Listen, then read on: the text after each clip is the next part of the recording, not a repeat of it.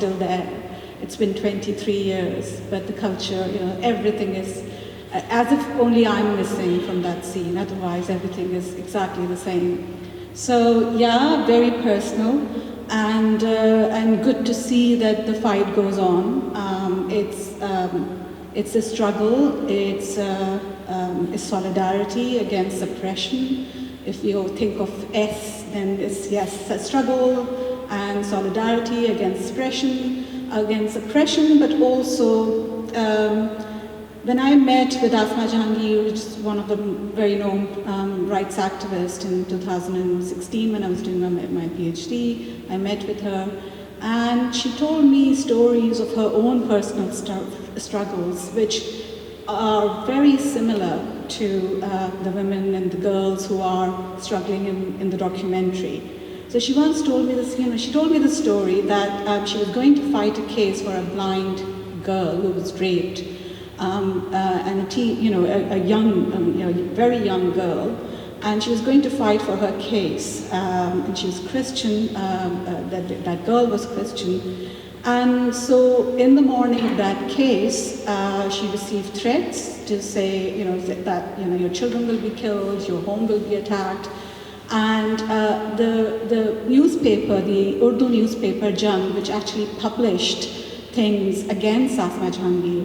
So what did Asma Jahangir do? What would she do? She actually drove to the editor of Jang newspaper with her children, left her children there, and said that this is the only place where my children are safe, because otherwise everywhere else they can be attacked, and I have to go to court to fight this case, and so my children are here in your home, and if anything happens to them, then you will be the responsible person, and I will ask you for this. And so, I confirmed it with Mujibur Rahman Chami, and I interviewed him too, and he was like, yeah, she did that, and I didn't know what to do, because now her children were my responsibility.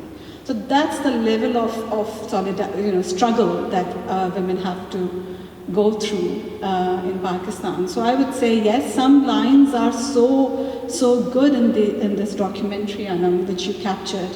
So the line, the friendliest line that we can get, the women and activists can get, is keep your cool, don't lose your temper. And that's the friendliest, that's one of the lines in the documentary. Just keep your cool, that press conference when the journalist stormed off. And the friends of these girls were telling them, just keep cool, okay? Don't lose your temper. And then the rest, you heard already. It's a content-rich documentary. There's so much in there. And I think one thing which I would say, that women, and the documentary Anam started from before partition and took us all the way to 2021. And you see the struggles that women have been making and been fighting are beyond just their own existence. So they are calling for right to have their home. They are doing democratic struggles, tuition fees, and everything else. But when it comes to judging their struggle, then it becomes completely they only talk about their body and their choice. And then they get relegated, even in the parliament, they get relegated to ministries that are only social welfare and whatever that means. So this, it's women's struggle in Pakistan have been for democracy, and I think that's the main thing, that's the main message. It's not just about, although obviously important, but it's not just about one thing or the other, it's about everything. And it's about sort of taking that space, again, against, through solidarity, struggle, against oppression, but claiming that space. And yes, my body, my choice. What's wrong with it? Thank you. Thank you, Anam. I just also want to say thank you to Anam. It was a beautiful documentary, and while I haven't been to Pakistan or Kashmir in 20 years, I'm hoping to fix that soon. I could totally see myself in the organising in terms of the messaging, and actually it relates to my experience here in the UK. I came through the student movement. I was politicised by the tripling of tuition fees. I had seen young people take to the streets in London and across the country, and then I saw politicians fail my generation and continues to fail my generation. And what that meant was when I went to university, I got involved in the Black and Ethnic Minority Association, I got involved with the Kashmir Society, the Palestine Society, and the National Union of Students. And one of the quotes that stuck with me was, this is about community organising, when we saw the organisers reach out to the community and say, we want to bring your issues around gentrification and house demolition, we want to talk about the struggles of the Baloch people, we want to bring all of this. I thought that was beautiful, because that's what the movement is. It's all of us coming together in all of our, diversity, in all of our intersectionality, and bringing that and centering that. I also took other things that stuck with me also were the references to religion, and how it is often used in a very patriarchal way to stop women from getting the freedoms that our faith gives to them. And for me, it's really interesting, because when I look at religion, or whenever I talk about religion, it's what inspires me to speak truth to power. It's quotes like the hardest or the greatest struggle is speaking the word of truth to a tyrant. So then to see religious figures or people who use the word of God to oppress women or to stop them hurts, because that's not religion to me. So I thought that was really interesting as well. The other aspect also is the state, and how the state uses its agencies, its apparatus to stop democracy from taking place. And I look at things in the UK, I look at how we've had police infiltration in the environment movement. When I think of Stephen Lawrence's family, when I look at cover-ups like Hillsborough, we can make those parallels as well. Equally, the fight for women's equality is very much a real issue here. We can talk about Sarah Everard, we can talk about Sabina Nessa, we can talk about workplace inequality and the gender pay gap, as well as the race pay gap, and all of those things.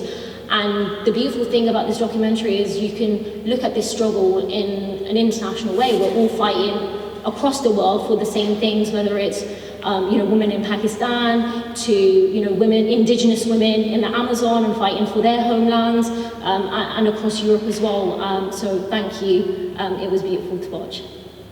Oh, and one final thing. I think, another thing that I thought was really important was just how it archives history. When we look at history in the UK and we look at struggles, especially in the labour movement, like the typewriters strike in Leicester, Grunwick dispute as well, led by Asian women who were at the forefront of industrial militancy. We're not taught that history. Imagine if we had documentaries about that. Imagine if young Asian girls growing up in the UK saw what our ancestors fought for, and I think there's a real question about how we can talk about this forever, how lacking our curriculum is here, how British history is taught in a particular way.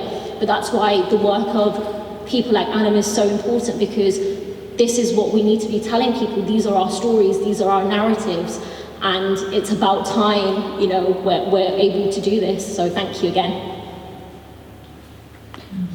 Thank you, Anam. It was fantastic for a couple of, not more than a couple of different reasons, but I won't go over all of the various resonances this had with me. Instead, I'll just focus on two things. The first, which picks up on what Zara just said about the state, because there were various points in the documentary where you focus on police women and the role that women are playing as state actors. And it's fascinating for my own work, because you have about 40% of women in Pakistan's civil service are now entering into Pakistan's civil service. They are about half of new entrants. So it's changing the way that the state is supposed to look, but does that actually mean anything? And so you have all of these police women, and some of them are very, very prominent, but you go back to what that man said in the press conference in the documentary, which is that the woman is the enemy of the woman in these spaces. And so you need to unpack that, just get rid of this impression that not just men, women also have, that women are the enemy of other women. And it's been fascinating for me in my work to hear the histories, the oral histories, the life histories of women who enter public service in Pakistan, why they choose to do it, what their experiences have been within the service, and how they have found space for themselves and found space for their colleagues, for their friends, in different ways, and have lived their lives, had children, struggled with that, had to commute long distances, had to leave their children with their parents or whoever, because they had to work in some remote locality. So all of that they're fascinating stories to be told for all of them. The other reaction I had was a very, very personal one, and this is from someone who grew up in Lahore and very much like Arjumand during university, spent some time with activism, and then gave up because it was beyond me, to be honest. I wasn't brave enough, I wasn't spirited enough. It was just not something that I could commit to. But for the time that I spent there, so much of this documentary brought back that period, the arguments, Marx said this versus reality is this, the disputes over this is too political, this is not political enough. And I remember during the Musharraf era, one of the big debates in the student movement was that should we speak to the political parties? Should we speak to Benazir Bhutto, who was alive then and who wanted to be involved with the student movement?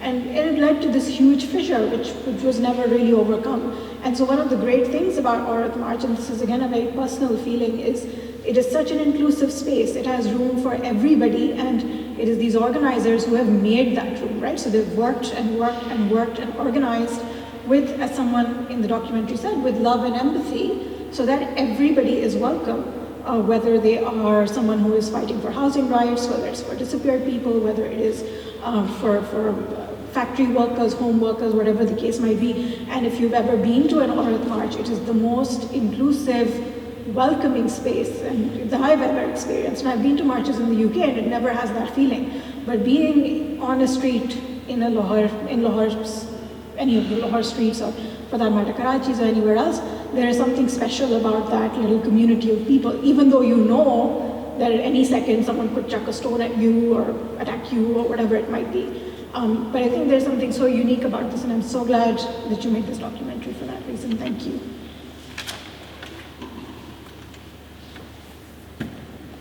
Thank you guys for those comments. I want to add that, picking up on what you guys said, I think archiving is so important in our context also because we don't, I grew up not really knowing much of the feminist history that I uncovered when I was getting politicized when hanging out with these women. And a lot of it, in fact,